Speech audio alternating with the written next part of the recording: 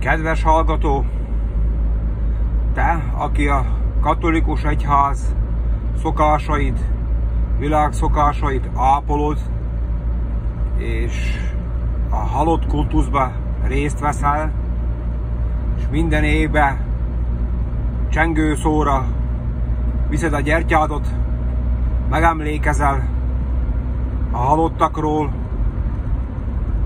az úgymond szentekről, akik már nincsenek köztünk, szeretteinkről, akkor tudd, hogy hazugságba vagy, be vagy csúnyán csapva, meg vagy vezetve. Mert ha a halottra figyelsz, és a halottat élteted, ha csak egy évben, egy nap is, vagy 2 nap is, mert azt hiszed, hogy az Istennek tetsző tettet viszel végbe, hogy te is ügyesen, cserkész módra betartod a szokásokat, katolikus egyház, világ majom szokásait, és ezáltal Istennek tetsző cselekedetet hajtasz végre, akkor nagyon becsapod magadat. Isten nem csapod be, mert őt nem lehet becsapni. De figyelmeztetlek ezúton is, és nem én figyelmeztetlek, hanem az Isten szent lelke az én ajkaimon keresztül figyelmeztet téged. Ember, hagyd el ezeket a halott szokásokat, a katolikus egyház szokásait, halottak napját, karácsonyozást, az újévezést, a húsvítos tojás festését, húsvítozást, bármifajta más ünnepeket, vagy Happy Birthday születésnapodat, ahol magadat felmagasztalod, vagy valami más bűnös parázna embert felmagasztalsz, és ünnepelgetsz, hogy hagyd el ezeket a pogány szokásokat. Mert ez téged a mácsonyásba, a dagonyába tart, a lelki halálba. A többséggel menetelsz a kárhozatba. Szüles újjá, ismerd meg az igazságot, az Úr Jézus Krisztus igazságát, ki mindig volt, van és lesz, ami tud minket, a lelkünket megszabadítani az örök kárhozattól.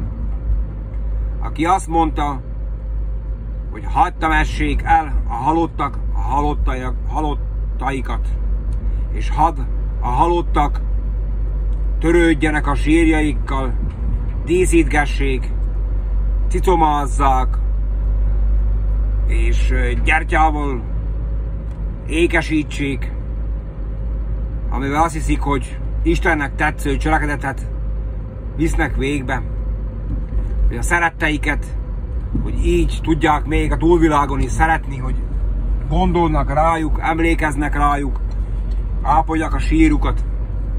Ez megtévesztés, ez maga a sátánnak a megtévesztése, világi szokások.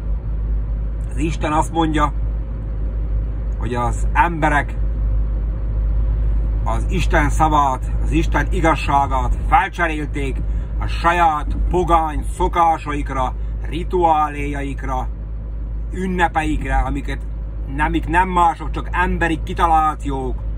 A bárány bőrbe bújt farkas találta ki a Vatikán, a Feri bácsi Vatikánból, és a felmenői ezeket a pogány szokásokat, és az embereket, akik lelki halálban vannak, pedig megtévesztik, becsapják, hogy azzal, hogyha azt hiszik, hogy ezeket cserkész módra, egyes kitűnő módra teljesítik ezeket az ünnepeket, vagy a vasárnapi szentmisét, a Szent Gyónás, meg a nem tudom, Szent Ostját bekapják, akkor üdvözülnek, és a Isten szemében tetsző dolgot visznek végbe, emberek, be vagytok csúnyán csapva. Ha Istennek akarsz tetszeni, csak is egy úton, módon lehet ezt elérni. Hogyan? Úgy, letérbe kezd, és megbánod bűneidet, megvallod, hogy te vagy a világ legmocskosabb embere. Én is így tettem, letérbe keltem, és megbántom, hogy igen, én vagyok a legbűnösebb ember ezen a világon. Az Úr Jézus Krisztus helyett nekem kellett volna, vagy kellene a köröztön lógnom. Uram, befogadlak a szívembe, ezentúl te vezess engem az életembe, mert én bűnös, gyarló, parázna, vak, lelki halott ember vagyok. Kérlek, te, aki legyőzted a halált, urak, ura, királyok, királyok, vezess engem, tisztíts engem, gyógyíts engem, taníts engem, és vezess engem az örök élet útján. Hogy már nem a szokásoknak, a világnak akarok, a tradícióknak megfelelni, hanem neked, egy igaz élő Istennek. Nem a Jau Istennek, hanem az egy igaz élő Istennek, aki megmondta, és le van írva, hogy csak is az Úr Jézus Krisztusba való hit által tudunk megmenekülni, nem cselekedetek által, halott cselekedetek által, és halott szokások betartása által, hanem a Krisztus, a Jézus, az ő egyszülött fiának a befogadásával a szívünkbe, úgy, hogy bűnbánatot, bűnvallást végzünk, megtérünk a bűnös, paráznok, képmutató, öngyilkos életünkből, és az Úr Jézus Krisztus a szívünkbe az első helyre tesszük. Szomjazzuk és éhezzük az igazságot, és ő minket örök élettel ajándékoz meg, ha kitartunk ezen úton. Tehát nem a mécsesek gyújtása, a karácsonyfa pillangóknak a vásárlása és a beiglisütés, meg a réteseknek a sütése fog minket üdvözíteni, hanem az Úr Jézus Krisztusba való hit, ami aztán, aminek a következménye lesznek a cselekedetek, amit már nem mi fogunk elvégezni bennünk a jó cselekedeteket, hanem az Isten végzi el bennünk a cselekedeteket.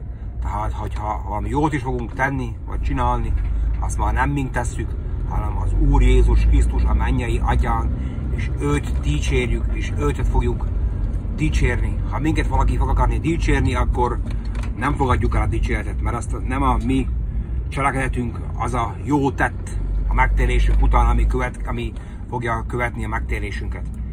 Mindenért az Úr Istent, a mennyei Atyát, az Úr Jézus Krisztus fogjuk dicsérni.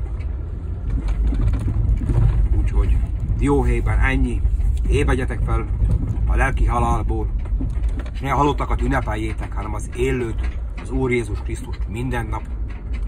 Dicsőség és hála Istennek! Sziasztok!